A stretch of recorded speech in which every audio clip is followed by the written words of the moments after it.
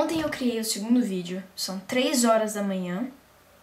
E eu só falo que foi ontem, porque foi ontem. Tecnicamente o dia ainda não virou porque eu ainda não dormi. Eu tava até agora preparando o conteúdo do vídeo e aqui vai.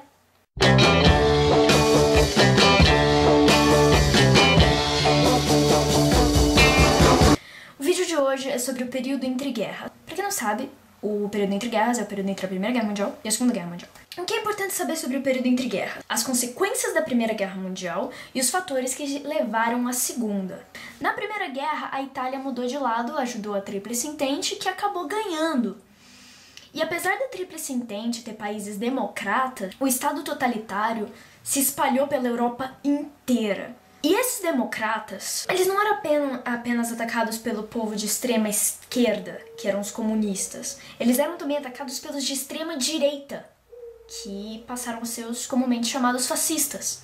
Em 1922, Mussolini toma o poder da Itália apoiado pelo Partido Fascista. Só que é aí que a porra fica séria, porque essa é a primeira manifestação do partido de extrema direita.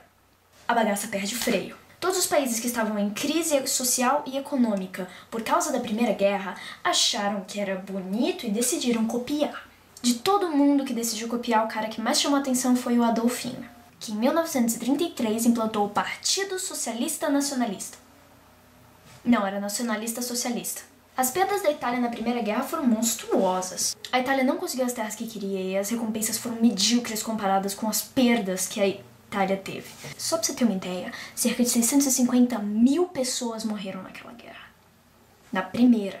Isso frustrou os italianos de uma forma que provocou uma exaltação nacionalista e fez com que eles tivessem um desejo ainda maior de ter conquistas territoriais. Infelizmente, esse desejo não era exclusivo dos italianos. O nazismo e o fascismo têm muitas coisas em comum. Eu fiz uma lista. Os dois têm nacionalismo exacerbado, supremacia do Estado, devoção ao chefe, anticomunismo, capitalismo, exaltação da guerra, partido único e...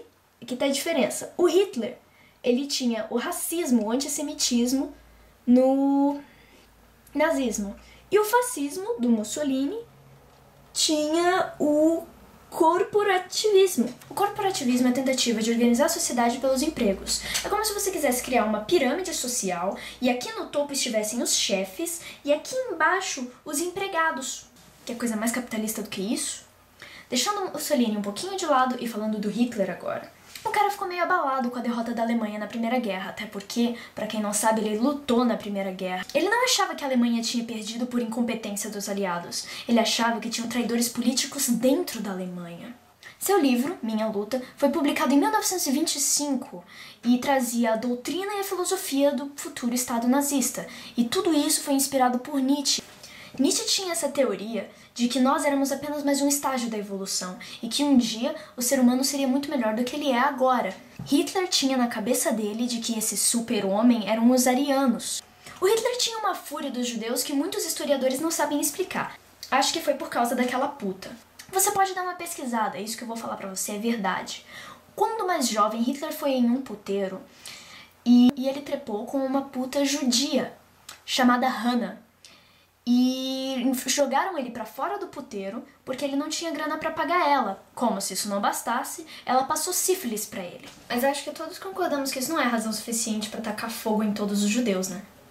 Isso foi meio extremo. Deixando a Alemanha e a Itália um pouquinho de lado e vindo mais pro ocidente da Europa, onde está a Espanha. O franquismo, pra quem não sabe, é tipo o fascismo espanhol. Pra encurtar a história toda do franquismo, o Partido Socialista tinha ganhado uma eleição. Só que teve uma galera que não ficou muito feliz com isso. Francisco Franco estava no meio deles. Rolaram algumas revoltas, mas no dia 17 de julho de 1936 ocorreu a mais importante de todas, que foi liderada pelo general Francisco Franco, já mencionado. Ele juntou uma galera e foi contra a República. Só que o que acontece? A Espanha ela é meio grande e a turma do Francisco Franco era tipo uma minoria. E ele precisava de uma ajudinha. Considerando, como eu já disse, que Francisco Franco era tipo fascista, ele tinha muita coisa em comum com Hitler e Mussolini. Bora jogar uma partida de Call of Duty? Aí o Hitler. Heineken. Aí o Franco. Guernica. Aí o Mussolini. Cappuccino. Apesar dos nacionalistas de Franco serem uma minoria, eles conseguiram o apoio do Mussolini e do Hitler no final das contas, enquanto o apoio da República se limitava aos socialistas da União Soviética. E o bombardeio de Guernica ajudou Franco a tomar o poder, além de permitir que Mussolini e Hitler testassem o poder de fogo do exército deles. O revanchismo e a crise de 1929 não foram as causas imediatas da Segunda Guerra Mundial. De verdade, assim, pra valer, em 1º de setembro de 1939, quando Hitler decidiu invadir a Polônia.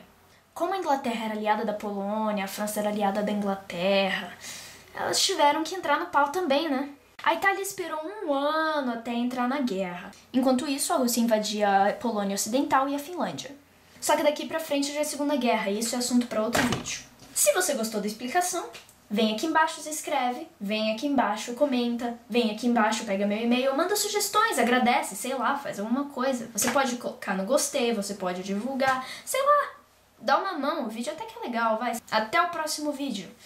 Eu só quero lembrar vocês o seguinte, esse é um resumo superficial. Se você está procurando esse vídeo para estudar sobre a Segunda Guerra Mundial, eu sugiro que você vá atrás de resumos na internet. Isso aqui é só uma coisa que é legal você assistir para você lembrar, mas aqui tem algumas coisas que estão faltando.